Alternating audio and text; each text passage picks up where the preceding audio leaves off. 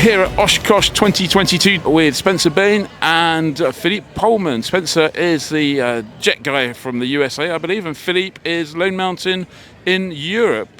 Philippe, tell us a little bit, for people who haven't heard of Lone Mountain, what is it, apart from a mountain that's lonely? Sure, it is. It's not so lonely, right? So Lone Mountain is aircraft sales specialists. We're among one of the largest aircraft sales companies worldwide by volume of aircraft. We have a real focus in the Cirrus market. We do approximately 270 Cirrus transactions every year. And then we do about 40, 50, sometimes 60 other aircraft as well. What we're really good at is moving owners from the piston market into the turbines and helping them with that transition, which it's not just a question of pilot training, it's also hangarage, it's insurance, it's many other factors that every buyer needs to be educated on. We work very closely with owner-flown aircraft, so owner pilots that are looking to get a little bit more out of their aviation experience. Right. It seems to me, I mean, if you're going out and you're buying your very first aircraft, then that's worrying enough and complicated enough if you've never done it before. If you step from that piston world into turbine or jet world, it must be a whole different kind of complication. Spencer, is that the kind of thing you deal with? It is, absolutely. It's still the same. Pull back and the ground gets smaller. Push and the ground gets bigger. However, there is an additional complication when you're stepping up into a larger, more complex airplane. Whether that is more frequent touching of the aircraft from a maintenance perspective or training, and we help with that transition. I guess there's a lot more recurrent stuff and a lot more monitoring.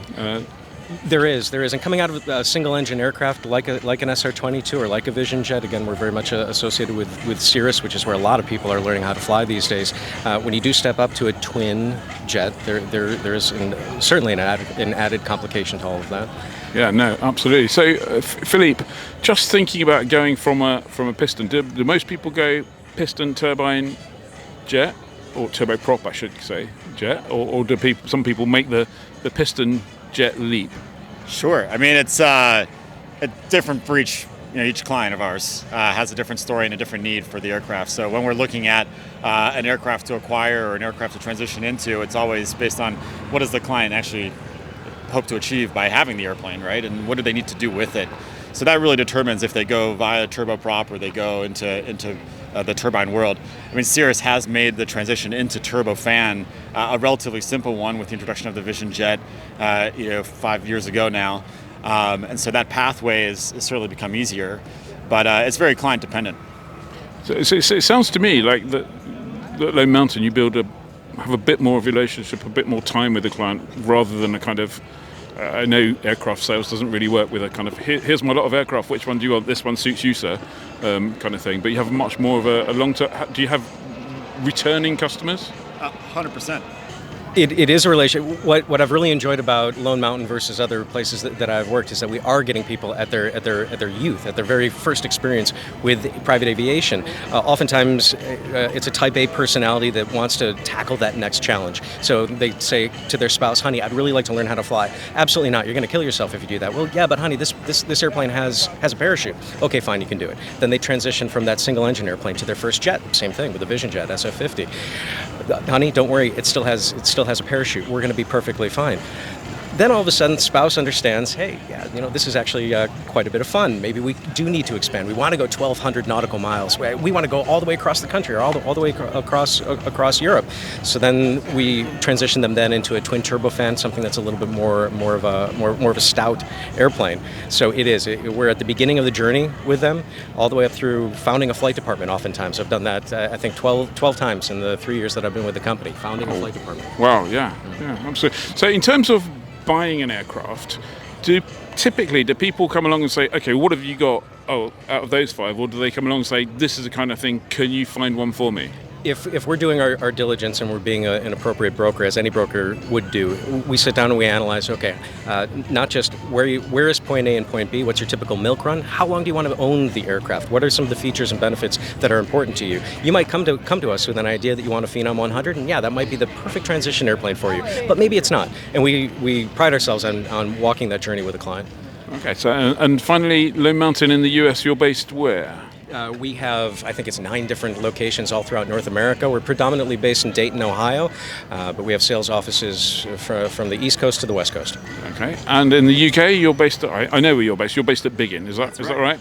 Yeah, very proud to be at Biggin Hill. They're good supporters of business aviation and general aviation, at our level. It was really, I was there the other day, it was really buzzing. Yeah, the market's going up. Yeah. A lot of new entrants into general aviation and into our market. So it's definitely getting busier. Let's talk hypothetically, sadly. I've had my Cirrus SR22 Turbo for a couple of years now, flown all over Europe, absolutely love it. But I feel I kind of need to step up. What's the process? How does that work? I've phoned you up, said, Philippe, let me buy you a coffee. Then what? Sure. I'll buy the coffee. That's step number 1. Or you just come to the office and you can have one from my Nespresso machine. All good. But no, what we're going to do is we're going to talk about first the value of your SR. That's generally where people want to begin, and us doing the number of transactions we do with Cirruses and with other aircraft. We understand that market quite well. So then we're going to look at what it is that you want to accomplish as an owner pilot. Where is it that you want to go? Who do you need to carry? What's your cost base? How much you want to put into the aircraft, and then how much, let's say, of the ownership experience, the hands-on ownership experience you want to have in that. And then what we'll do is we'll look at an acquisition program for you, right? We'll scour the market. So it turns out that 48% of aircraft in this market are transacted off-market. That means they never actually get onto your listings websites, right? And so that's half the market that's being missed. And frankly, when you're moving into that turbofan, turboprop market, half of those transactions, well, guess what? Spencer and I, we've probably already had access to that aircraft. We've seen it. We've looked through the documentation. And because it didn't fit maybe one of our clients' needs, that's why it's listed publicly, right? So the good aircraft, sure, some of them are listed, right? But most of them are trading off market. So having somebody to advocate for you in that off market, searching for that aircraft is really valuable. And then guiding you through that transaction process. So negotiating over purchase agreements or LOIs, and then eventually a purchase agreement, looking at the pre-buy, getting experts involved. If it's an aircraft that we don't know intimately, then finding somebody and drawing them into the transaction to advise you on what service bulletins should really be done, or recent airworthiness directives, maybe recurring inspections that are required. All right, things that if you don't catch them before you buy, they can really come and bite you in the tail. 6 months, a year, maybe 10 years down the line, and where you could have avoided all of that, right? And as you move up from a piston into that turbine world, the cost of a mistake, it's increasingly more costly, right? So having somebody that advocates for you right at the beginning of the transaction is really valuable. Finding it for you, then transacting it for you, then delivering it for you, bringing it into service. If you need spare parts, if you need insurance, or if you need hangarage, the volume of transactions we do allows us, or gives us the access to a market that's bigger in all of these domains. So back to that hypothetical situation, from the time of that first coffee, whoever pays for it, when am I likely to pick up the keys to my jet? It could That's be what I do. within weeks. Yeah, I mean, that timeline is also defined, in that conversation, right? When does that need become real? Typically you can have an airplane sooner for more, or you wait longer for less, right? And see where the market goes. That old exchange between time and money thing. Yeah, we balance that.